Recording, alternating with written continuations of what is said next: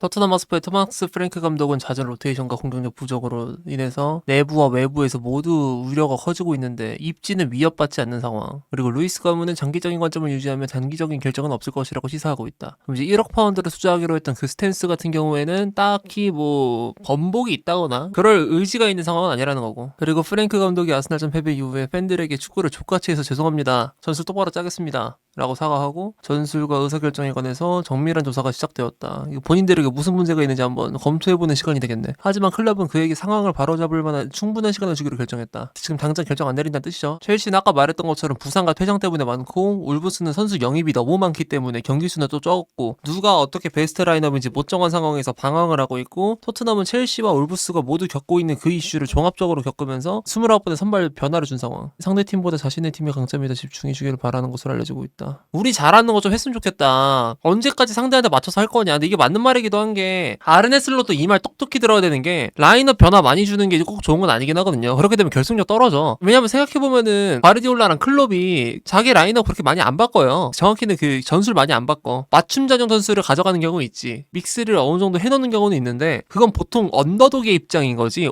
오버독들은 맞춤 자정 전술 많이 안 써. 역사적으로 그래왔어. 첼시도 맞춤 자정 전술을 쓰던 상황이 있죠. PSG 상대로 리버풀 상대로 그거 다 걔네가 우리보다 센 걸 알고 있기 때문에 그렇게 맞춰 나가는 건데 물론 하위권 상대로도 맞춤 전술을 쓰는 경우는 있겠지만 보통은 안 그래. 근데 프랭크는 상대를 가리지 않고 이런 식으로 약간 저자세의 스탠스를 많이 취하다 보니까 맷 로가 말하기로는 일부 선수들이 이런 좀 불만을 띠고 있다라고 해석도 가능한 부분인 거고요. 포로, 로메로, 반더벤, 우도기 조합이 좋은 기록을 가지고 있음에도 불구하고 프랭크 감독은 라이트백 포지션 등에서 임의적인 변화를 감행 중. 포로의 기용 방식이 좀 바뀌는 것 같더라고요. 우측 하단으로 내리거나 아니면 우측 중단, 우측 상단까지 보통 안 가죠. 포로를 쓸 때는 우도기는 많이 가더라도 이런 식으로 두 가지 솔루션을 갖고 좀 많이 갈팡질팡하는 것 같기도 하고 그리고 포로가 아직 몸 상태가 완전히 올라오지 않았던 건지 모르겠지만 아스날전에는 안 나왔었고 선발로 전략적으로 스펜스를 그 경기에서 쓰고 싶었던 걸 수도 있어. 페드로 포로가 3-4-3 시스템에서 괜찮게 했었던 걸로 전 기억하는데 포로가 생각보다 잔재주가 많던 윙백이라서 물론 요즘은 그 킥의 0점이 너무 안 맞기 때문에 예전에 그 기대치를 그대로 소화를 못하는 상황이긴 하지만 그래도 포로에 대해서 라인업에 포로를 박을 때 기대할 수 있는 포인트는 항상 킥이거든요. 공격력이랑. 근데 이거를 조금 배제하는 듯한 느낌이 들죠. 포로의 요즘 위치를 보면 엄청 하단으로 내려가 있으니까. 그러면서 로메로의 능력이 좀 빛나 보이긴 하거든요. 볼란치 라인으로 올라가서 공을 찰 수 있을 정도의 순간적인 그런 센스들은 좋다. 실제로 빌드업 포메이션 그 토트넘 거 그릴 때 로메로가 키퍼로부터 빌드업 패스를 받을 때 페널티 박스 위쪽으로 올라가는 경우도 많아가지고 그런 걸 보면은 포로의 킥을 믿기 때문에 오히려 포로를 하단으로 내리는 걸 수도 있어요. 왜냐면 장거리 배달이 가능하니까. 리버풀이 그랬던 것처럼 리버풀 실제로 우측 하단에 있었던 아놀드한테 반대 전환 패스 주문 진짜 많이 했잖아요. 지금 레알 마드리드에서도 그렇게 주문 받고 있지만 거기서 못하고 있긴 한데 킥이 좋은 자원들은 그런 식으로 해석이 가능하기도 한데 근데 이게 오히려 독이 되고 있다라는 뭐 그런 해석도 가능할 것 같기도 하고 성적이 안 나오니까 분명 옳은 결정임에도 불구하고 그 감독이 부리고 있는 그 철학을 관해서 고집이라는 단어를 쓰게 되기도 함. 어떻게 보면 프랭크가 나중에 성적 나오다 보면은 지금 결정이 맞았다라고 해석할 수도 있어요. 충분히. 공격진 솔랑키의 부상 이후 뚜렷한 주전 스트라이커들을 정하지 못하고 있으며 사비 시몬스, 브레넌 존슨, 히샬리송, 콜로무아니 등이 측면과 중앙을 오가면서 기용되어 일관성이 부족하다. 맞아. 히샬리송이랑 콜로무아니가 원톱을 쓰고 있음에도 불구하고 계속 동선이 바뀌더라고요. 감독이 포스트 플레이를 원하는 건지 아니면 사이드로 뻗어나가서 투토처럼 움직여가지고 사이드 장악력을 보여준 다음에 누군가가 침투하는 그림을 원하는 건지 이게 되게 애매하긴 했어. 히샬리송하고 콜로무아니가 임무를 조금 잃어버린 느낌 좀 강하기도 했고 특히 매니전 때는 히샬리송이는 되게 끔찍했던 이유 중 하나가 본인한테 안 맞는 옷을 입은 건지는 몰라도 좌측면 동선에 주로 많이 밟고 막 그랬었는데 그때 오류를 많이 범하기도 했죠 실제로. 그래서 제가 입중계 때도 비판을 많이 했었고 사비 시몬스는 측면과 중앙을 원래 오가는 애고 쟤는 이상하지 않은데 브레넌 존슨이 측면과 중앙을 오가는 방식이 좀 잘못된 것 같긴 해요. 이거는 영상화를 따로 시켜놨었죠. 브레넌 존슨 회생 방안이라 그래갖고 시몬스는 지금 쓰는 거 그대로 쓰면은 얘가 잘하면 되거든요. 감독이 잘못된 주문을 넣은 것 같지는 않은데 나머지 애들은 조금 더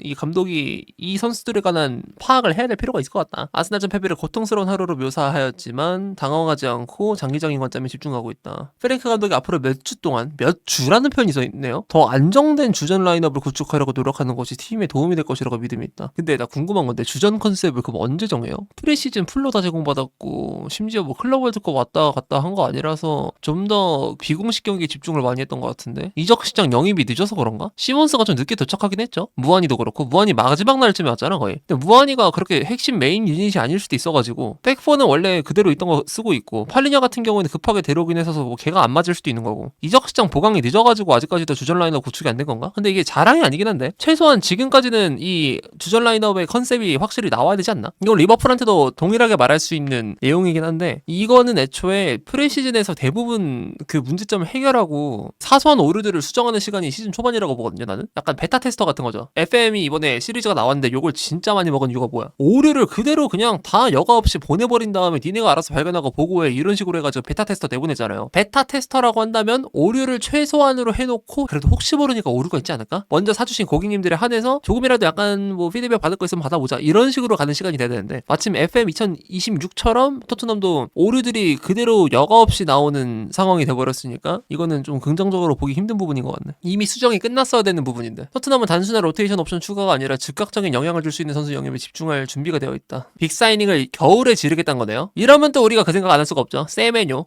얘기 안 할 수가 없죠. 1월 이적이 확실하게 가능하다라는 기사가 나왔으니까 온스테인으로부터 클럽의 우선순위는 왼쪽 측면과 스트라이커 포지션을 중심으로 옮기는 공격 옵션을 모색하는 것이다. 야 이거는 진짜 세메뇨인데? 세메뇨 스트라이커 포지션 커버 가능하거든요. 라이트 윙도 가능하고 게다가 가나에서 세메뇨랑 쿠두스랑 많이 호흡 맞춰봤을 테니까 이거 진짜 가능할 수도 있긴 하겠다. 왜냐면 세메뇨가 또 임금이 싸거든요. 물론 임금을 예를 들면은 펠리스에서 뛰었던 올리세처럼 원래 좀 많이 적게 받다가 빅클럽으로 갈 기회 보이니까 막 갑자기 4억 요구하는 케이스 있을 수도 있긴 한데 또 세메뇨 나이가 생각보다 있는 편이죠. 00년생이라서 전성기 대우로 받아야 되긴 하거든. 내년 1월에 26살에서 25살 사이가 되는 건데 뭐 그런 변수가 있는 게 아닌 이상 토트넘이 충분히 그 세메뇨를 포섭하는데 난이도가 높진 않을 수도 있겠다. 빠르게 선점하는 거니까. 리버풀하고 경쟁을 붙었을 때 어떻게 될지 모르겠어요. 코디악포가 물론 생각보다 주전 옵션으로 나오는 시간이 많아가지고 세메뇨 입장에서는 출전 시간 불만이 있을 수 있는 상황이긴 한데 확실한 보장이 아니라면 게다가 비르츠 같은 경우에도 좌측면에서 뛰는 게 확실히 본인에게 이익이 되고 있는 상황이라 가지고 비르츠도 레프트윙 옵션으로부터 뭐 부자연스럽다라고 보기 힘든데 세메뇨가 그 자리에 들어가게 되면은 또 포지션이 애매할 수 있거든요. 살라의 백업으로 시작해서 이제 장기적인 미래를 그려봐야 되는 상황이라 가지고 근데 토트넘 같은 경우에는 곧바로 주전 자리 제공이 가능하긴 하니까 임금에 관해서 아니면 위상에 관해서 목표점 비전에 관해서 약간 세메뇨가 만족을 못하는 게 아니라면은 세메뇨가 리버풀을 선택하지 않고 토트넘으로 갈 수도 있긴 할 듯. 방금 말했던 것처럼 토트넘이 리버풀을 경쟁에서 이겨내려면 걸림돌이 많은 것 같아요. 아마 사베 시몬스처럼 급여를 좀 승부를 받을 것 같아. 내가 그래서 전부터 말했던 게 토트넘 허스퍼가 급여가 낮은 게 조금 이해가 안 된다라고 말했던 거 물론 뭐 고정급을 낮추라는 건 이해하겠으나 이런 클럽이 고정급을 낮추게 되면은 선수들이 이 클럽에 올 메리트가 떨어진다. 그러니까 확실히 탑독들하고 영입 경쟁 붙게 되면은 훨씬 떨어진다 이런 말을 했었는데 그런 것처럼 토트넘도 아마도 뭐 세메뇨에 관해서 리버풀하고 경쟁을 붙게 되면은 임금에 관해서 조금 차이를 제시해야겠죠. 근데 스트라이커가 3명인데 더 사와? 재정적으로 아무리 좋다고 하더라도 이거 좀 신기하긴 하네. 스탯 생산에 출중한 히샬리송 아프지만 혹시 모르는 기대치를 받고 있는 솔랑케 임대생이라서 일단 써보긴 해봐야 되는 무한이 여기서 한 명 더? 왼쪽 측면과 스트라이커 포지션을 중심으로 공격 옵션을 모색한다는 게 이게 좀 약간 신기한 거는 마티스테를 그러면 왜 데려왔냐 물론 유망준이가 이제 와서 딴지 거는 게 이상하지 않냐라고 할 수도 있겠지만 그 금액을 지불했는데 UEFA 명단에도 못 들어가는 게 난 전부터 말했지만 진짜 이해가 안 갔고 저 포지션에 계속해서 지금 구멍이 나와 있는데 그럼 오드베르랑 텔 중에 하나는 포기했어야 되지 않았나. 근데 오드베르를 이미 사왔으니까 텔을 왜 사왔을까 이 생각 계속 들어. 재테크를 하라는 거 알겠는데 뭐 텔을 임대 보내는 것도 아니고 왜 산지 모르겠어요. 텔 임대를 보냈으면 좀 이해를 했을 것 같은데. 근데 스트라이커로 지금 사무 오모르디온 얘기도 나오더라고요. 샤샤 타볼레이라는 기자가 내놓긴 했는데 뭐 이거를 믿거나 말거나 그 본인의 자유긴 합니다. 저는 샤샤 타볼레이에 대한 뭐 기본적인 어느 정도 약간의 불신은 있어. 벨기에 자원이 아니라면. 얘가 되게 우당탕탕 상황을 잘하거든요. 피지컬이 아무래도 좋고 그리고 유연성도 뛰어나고 속도감이 굉장히 좋은 스트라이커라서 솔랑케랑은 좀 다른 체감의 기술을 느끼게 해줄 수 있는데 근데 오게 되면은 요케레스 하비 호환의 체감이 좀 강할 것 같아요. 나는 사무 오모르디온을 보고 정교함이 좋다라는 체감을 별로 안 느껴봤거든요. 근데 요케레스가 스포르팅에서는 기술적으로 굉장히 좋은 장면들을 꽤 나는 봤었는데 그런 애도 지금 프리미어리그 와가지고 이렇게 헤매고 있는데 사무 오모르디온 아기오와 얘 오면은